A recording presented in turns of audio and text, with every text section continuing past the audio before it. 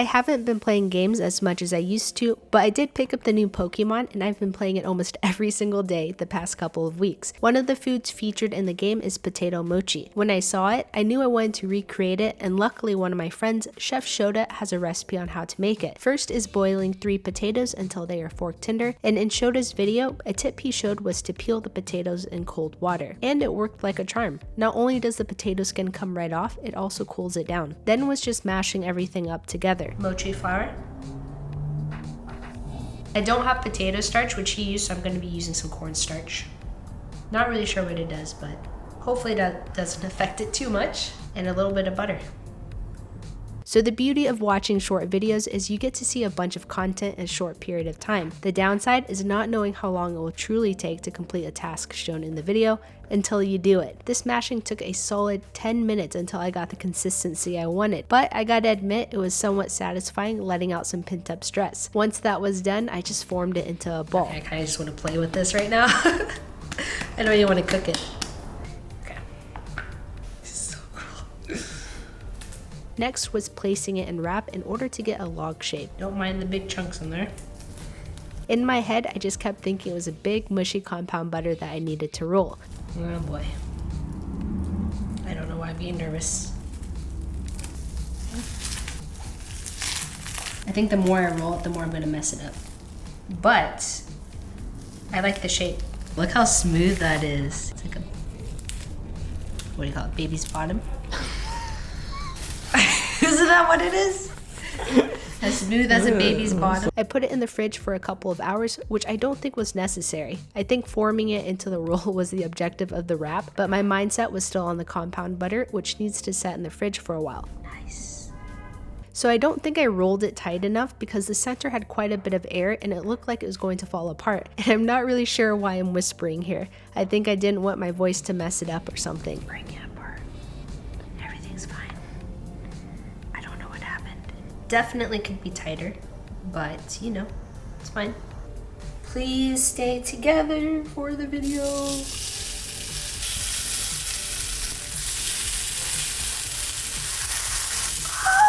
That was hot.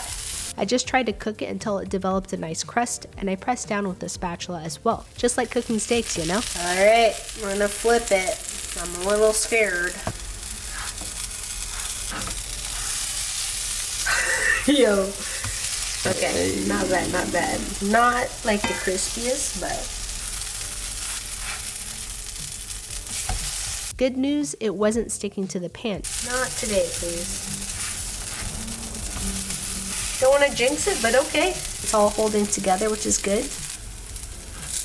Oh, shh.